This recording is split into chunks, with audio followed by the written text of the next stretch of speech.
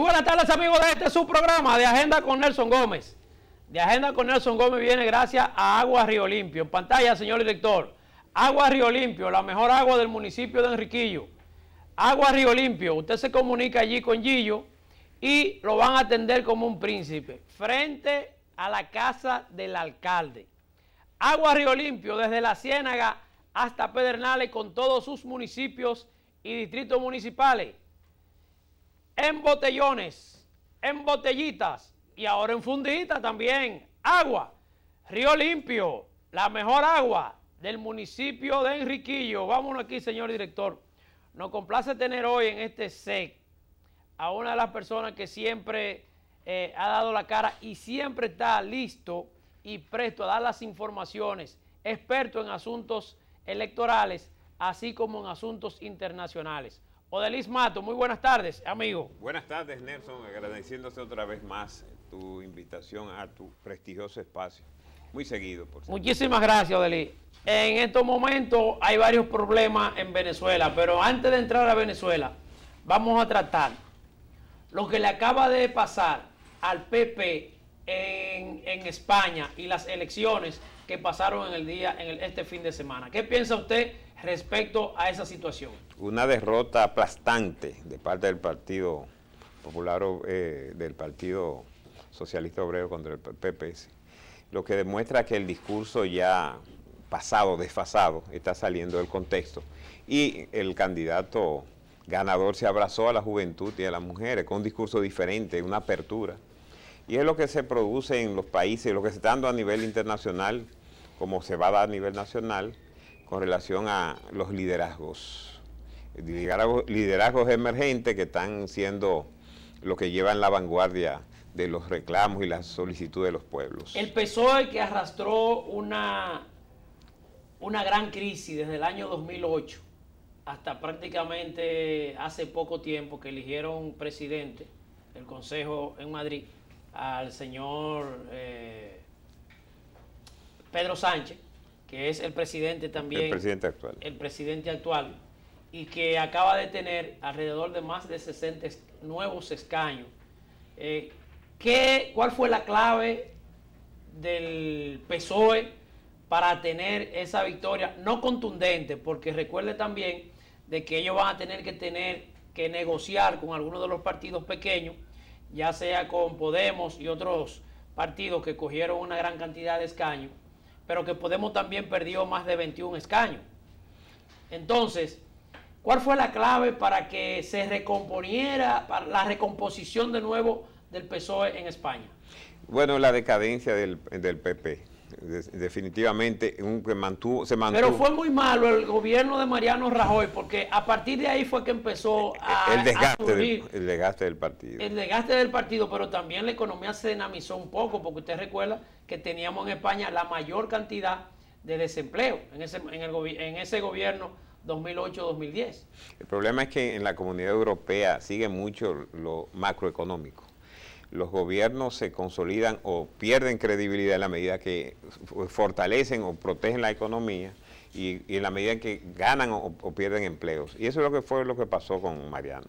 En el caso del surgimiento de la fuerza aplastante, logró cerca del 80% de los escaños, algo insólito. Apenas ganaron, creo que 4 municipios el PP, o sea, nunca visto. Fue un cambio totalmente distinto a lo que fue en las elecciones. Pero no le da tampoco al PSOE la gobernabilidad absoluta. No. Va a tener que negociar obligatoriamente para él poder formar el gobierno que ellos quieren. Sí, pero en el Congreso tienen una mayoría aplastante. Lo que pasa es que siempre se concertan alianzas. En la parte senatorial, ahí sí, pero en la parte de diputados, los diputados van a tener que negociar. Sí, van a tener que negociar el control. Pero independientemente de eso, siempre se dan negociaciones para la gerencia, sobre todo de ambas cámaras. Y es como una forma de buscar consolidar más en los gobiernos para tener más protección, tener más respaldo de la sociedad. Pero eso no significa que ellos per se no puedan tener el control de la Cámara Baja. Bueno, ¿qué puede pasar en España ahora a partir de este nuevo gobierno? Bueno, proyectar lo que pudiese ocurrir sería quizás hacer un poco de Pero cúpula de cristal. ¿Está esperanzado España con la elección de este nuevo gobierno? Evidentemente que sí, porque tuvo un respaldo masivo, lo que tiene que dar respuesta en el orden económico y en el orden social, porque España económicamente tuvo una situación de descalabro en los últimos años bastante aguda, a nivel tal que se destruyó la economía. El pueblo está esperanzado en este líder joven, en esta nueva modalidad de hacer política. Y además, aunque se abrazó los sectores emergentes más importantes.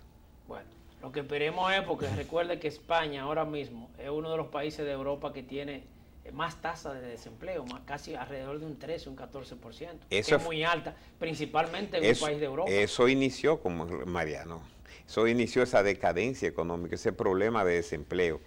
Más de lo que tiene más, ¿no? Yo creo que después de España, quizá en Europa del Este aparecen algunos países con esos índices.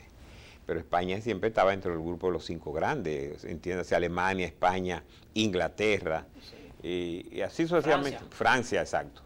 Y eso es lo que produjo, ese descalabro económico fue que dio al traste con el gobierno pasado.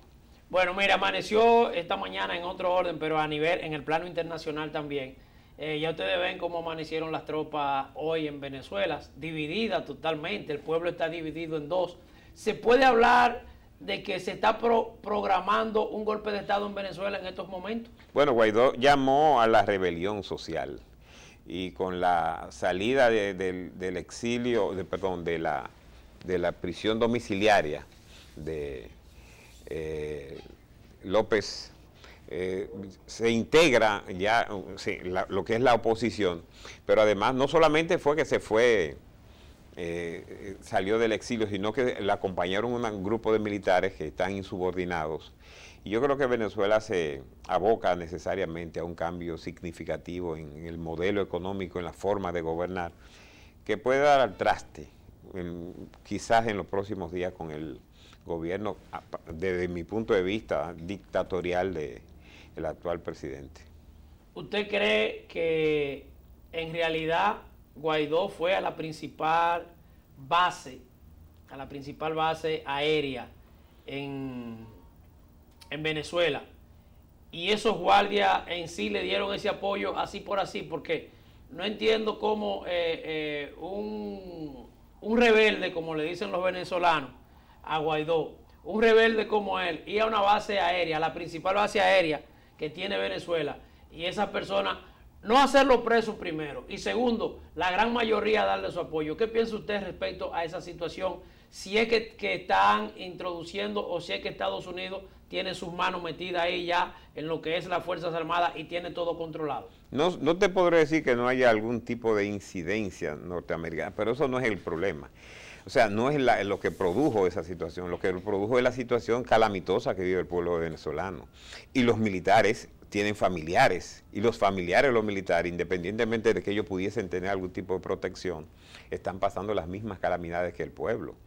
Porque quizás el presidente, para mí de facto Maduro, está dirigiendo el país y está quizás siendo benevolente o complaciente con algunos militares, pero no, eso no abarca toda la geografía, toda la sociedad, y en efecto, y sobre todo a los familiares de estos militares. O sea, está dividido en dos bandos entonces Venezuela en estos momentos. Quizás decir está dividido en dos, mitad, sería un poco especulativo, pero ciertamente hay una insubordinación que va en orden ascendiente y que pudiese dar al traste con el gobierno de Maduro en las próximas horas. En los días por venir. En los días por venir. Sí se mantiene el mismo. Bueno, vámonos al plano nacional. Mire, la Junta Central Electoral, usted sabe que está la ley 1519. Ley de régimen electoral. La ley de régimen electoral, donde se ha estado discutiendo lo que es el artículo 92, se ha estado discutiendo el artículo 104, que supuestamente hay una contradicción, pero está el artículo 208 de la Constitución de la República. No obstante eso, el presidente de la Junta Central Electoral, que empieza a perder lo que es el carácter de lo que es la institución en sí, manda a buscar al Congreso Nacional para él ver cuál fue la voluntad del legislador. ¿Eso es correcto en un régimen democrático, en un país donde tiene una constitución y donde tienen los diferentes poderes independientemente, como se haya dicho y como el pueblo lo ha estado viendo en estos días, que están hablando de régimen dictatorial? Cuando en días pasados la Junta Central fue apoderada con relación a la publicidad ilegítima e ilegal de ciertos precandidatos presidenciales del PLD, y la Junta adoptó una decisión que está al margen de la ley, que era dando un plazo para que retirasen dicha publicidad. Nosotros dijimos que era un mal precedente. Y es un mal precedente ¿Por qué? porque la ley no establece ninguna de las sanciones que se pueda otorgar un plazo a precandidatos que ya están haciendo publicidad al margen de la ley de la ley de partido, de candidaturas presidenciales. Se buscó una salida tibia y no se aplicó la ley como era. Entonces, eso fue un mal precedente que ciertamente puso en tela de juicio el accionar o la fortaleza en las decisiones de la Junta Central Electoral. Con relación a lo relativo a la ley de régimen electoral de 1519, es clara. Y no solamente la ley. Estamos hablando con Odelis Mato, quien fue el primer presidente de la Junta Central Electoral de Santo Domingo Oeste. Continúe. Junta Electoral Municipal. Sí. Y la ley de régimen electoral establece que el voto es directo. El voto de arrastre no se elimina de manera legal. Entonces el presidente de la Junta no puede investigar cuál es la voluntad del legislador. La voluntad está plasmada en la ley. Queda derogada, automáticamente se hace una nueva ley, aunque no lo diga dentro de la propia ley que se haga.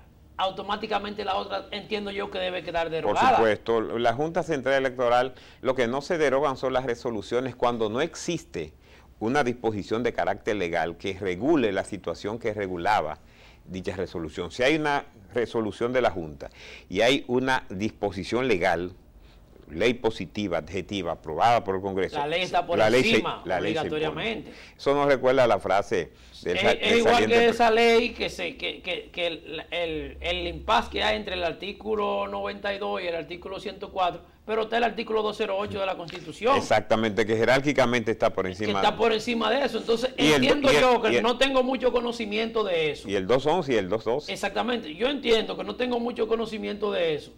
De que la Junta Central Electoral no tenía que ir aparte. No. Porque tú tienes la Constitución en la mano y te está hablando de cuatro situaciones. Te está hablando de 4 modalidades del voto. 4 regulaciones. Regulaciones del voto. Y es que no solamente eso, que la Junta no puede interpretar voluntades. Las voluntades las interpretan los jueces cuando en algunas materias, en esta materia que es de carácter administrativo, no se interpreta, se aplica la ley. La ley se interpretan voluntades, se interpreta accionar en derecho penal, en los tribunales penales, pero después el juez lo que tiene que aplicar es la ley. En el caso de los miembros de la Junta no son jueces, ya no son jueces, los jueces son los del miembro del Tribunal Superior Electoral. Entonces, eso es una especie de dar largas a los asuntos. Dilatación. ¿Estará recibiendo ahora mismo presión la Junta Central Electoral y el presidente de la Junta Central Electoral no tiene carácter para recibirla? Bueno, el presidente del Partido Reformista Social Cristiano, Federico Antún Valle, dijo eso. No sé, no tenemos la prueba de que sea así o no, pero evidentemente dando tanta larga a un tema que debe ser resuelto con tiempo suficiente, podía interpretarse que es así. Ya varios partidos, el primero creo que lo hizo fue el PRM, se pronunció en contra del arrastre. Y la tendencia y el avance de la legislación electoral es caminando hacia una independencia en la metodología de elección. Que sean electos, ya se eligen directamente los regidores, los diputados. Vendrá pronto un procedimiento mediante el cual se elegirá el presidente y vicepresidente de forma separada, aunque se trata de un solo nivel de elección. Lo que se procura, lo que procura el legislador es acercar la ciudadanía a los escaños y a los candidatos para que estos obedezcan y respondan directamente a la sociedad. Creo que sería un mal precedente que no se aplique la ley en este sentido, porque esto se pondría en tela de juicio el accionar de la Junta Central Electoral en el proceso venidero. Ojo con eso, ¿eh? Y yo, en principio, cuando se designó la Junta, que había muchos piropos y cosas. Yo dije, vamos a ser un poquito reservados con esos elogios, vamos a que pase el tiempo. Y entonces haremos las ponderaciones, la valoración del mismo tribunal. El Partido Revolucionario Moderno, dependiendo a lo que acate la Junta Central Electoral, ¿iría entonces al Tribunal Constitucional? Eso es algo que no, en lo cual no podría darte alguna respuesta. Pero la ley es la ley, y hay que aplicar lo que establece la ley. Ya que se accione y no, de eso dependerá de las decisiones que adopte la dirección del partido, entendiendo si la pertinencia o no de dicha acción. Odelí Mato, que fue un dirigente en un momento dado del Partido Revolucionario Dominicano, ¿qué piensa usted respecto a la sentencia del Tribunal Superior Electoral, más lo que dijo Reinaldo Pared en un momento dado, más la situación que se presentó con la iglesia, que le cayeron todo como pavo, al momento de decir la iglesia que estamos prácticamente en el bajadero de una dictadura? Bueno, desde que el líder de la oposición, Luis Rodolfo Abinader, dijo que defendería la democracia en cualquier terreno, muchos sectores empezaron a sumarse, a pronunciarse en ese sentido. Lo hizo la iglesia en Semana Santa, su máxima autoridad y los diferentes los diferentes obispos en las diferentes diócesis y simples pastores y diáconos, pero también la iglesia evangélica se ha pronunciado en ese sentido. Antes de venir al espacio vi una información en donde exconstitucionalistas decían que no se podía jugar con la Constitución. O sea, todos los sectores, y la sociedad civil, participación ciudadana, muchísimas organizaciones, los pronunciamientos hechos por el presidente del Senado, lo que nos conducen es a un desconocimiento de la autoridad de los tribunales, porque es una decisión de un tribunal. Si hubiese una instancia superior, lo que podían era impugnar esa decisión, pero no fue el mismo accionar de ese presidente del Congreso, el licenciado el doctor Reinaldo Pared Pérez, cuando se produjeron 35 decisiones en contra del equipo de los que hoy pertenecemos al Partido Revolucionario Moderno, aquel entonces PRD, para producir la fisura o la división del PRD en ese entonces. Sí, porque le dieron 37 sentencias uno detrás de otra en contra. Entonces, no hubo cuestionamientos. No hubo cuestionamientos respecto a eso. No, así en efecto. Lo que pasa es que, como usted decía y como decía la iglesia y otros sectores, estamos en camino a un régimen de fuerza, de facto, desconocedor de la autoridad de los tribunales y la división de poderes. Están conociendo medidas de coerción, pidieron 2 años para un niño, para un jovencito que le dijo al presidente una serie de epítetos y ese muchacho está preso. Entonces, ¿usted cree que eso es un indicio de que el autoritarismo comienza a aplicar su fuerza con ese objetivo? Si no es un indicio, es una prueba, porque los indicios son elementos que confirman hechos que no tienen el nivel de pruebas, pero ya esto es una prueba de ello, porque es una persona, un mozalbete. Sí, así mismo. Que quizá por impotencia expresa eso, es lo que expresamos mucha gente a diario, la impotencia y la situación que se viene dando en el país, que se ocurre con uno en diferentes litorales, en diferentes situaciones en el país, pero que uno está consciente de que el devenir democrático del país y los momentos actuales, cuando hay situaciones difíciles, meritan de soluciones difíciles. El pueblo está pendiente de cambios en el país. Se van a producir cambios significativos en el Estado y figuras frescas van a emerger con todo el liderazgo y la protección del pueblo.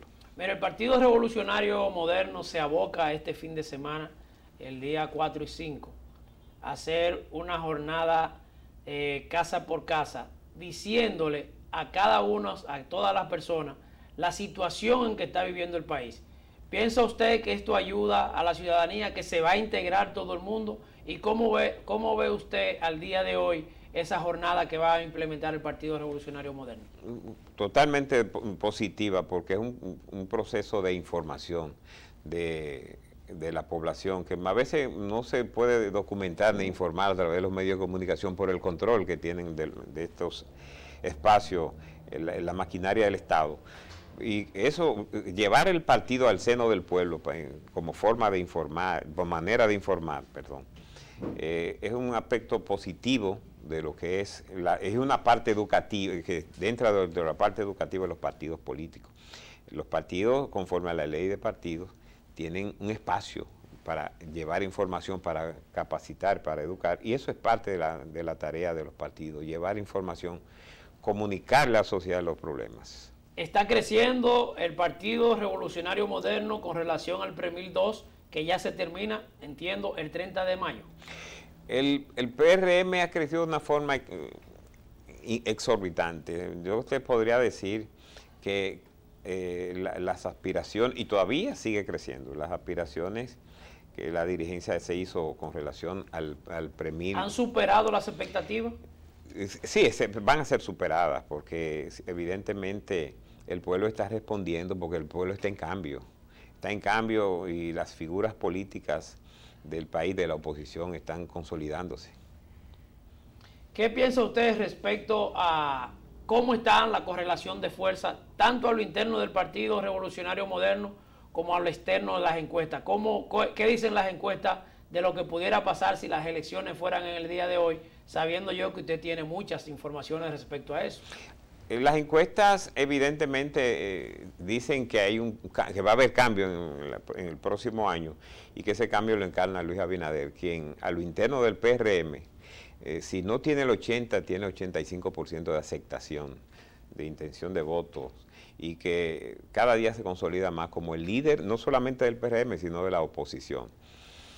En el PLD hay otra situación, que parece ser que Leonel Fernández podrá ser el candidato, pero eso es una situación del PLD.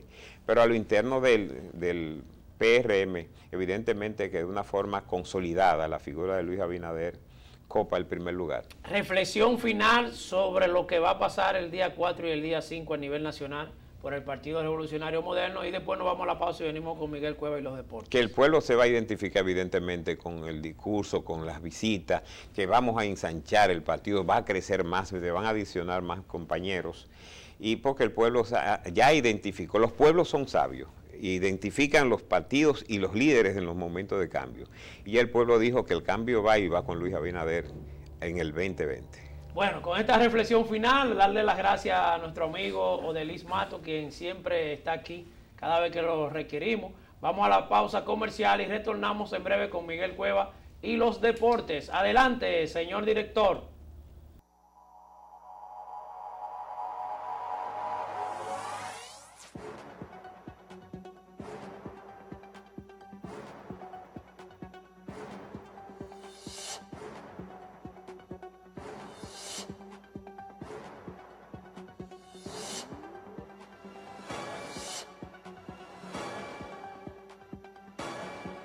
A los corruptos les conviene que no te interese la política. A los que violan la Constitución les conviene que creas que no hay oposición.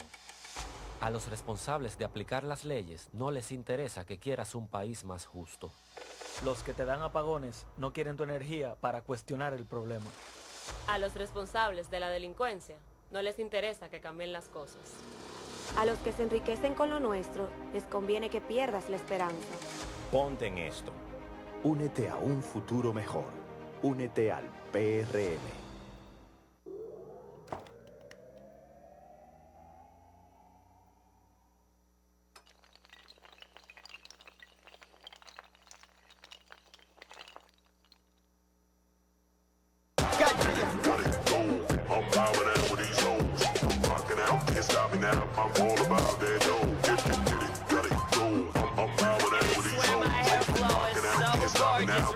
Bueno, gracias por estar con nosotros en los deportes de Agenda con Nelson Gómez. Bueno, muchas informaciones durante el fin de semana, el debut de Vladimir Guerrero Jr., que llenó todas las expectativas, el equipo de los Azulejos de Toronto, que por cierto, Toronto le barrió esa serie a los Atléticos de Oakland. Este muchacho, señores, tiene mucho poder.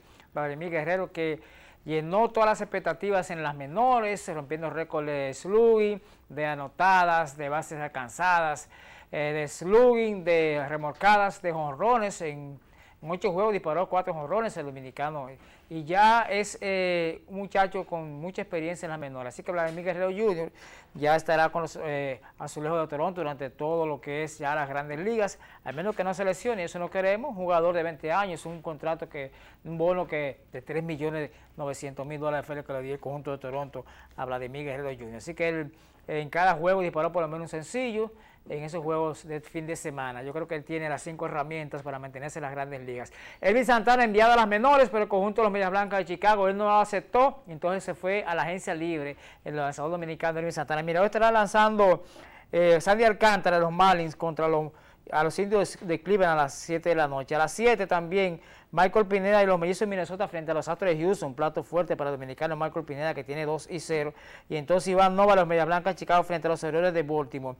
Decir que Pujols el fin de semana rompió el récord de más remolcadas que tenía Barry Bonds. O sea, tenemos a Hank Aaron, que es el líder con más carreras remolcadas. Le sigue Hank Aaron, le sigue el dominicano Alex Rodríguez y Carl Hanson. Entonces después de Carl Hanson está entonces el dominicano Albert Pujols, que superó ahora en bases remolcadas, en carreras remolcadas a Barry Bonds, colocándose en el puesto número 5 en toda la historia de las grandes ligas al dominicano Albert Pujols. En la NBA hoy va el segundo partido de los Boca de Milwaukee y los Celtics de Boston. Boston ganó el primer partido, esa serie está 1-0. Los Guerreros de Golden State van frente al equipo de Houston Rockets a las 10:30, ya ellos ganaron el primer partido. Y entonces anoche Filadelfia derrotó a los Red Sox de Toronto. Esa serie está empatada a una victoria por bando.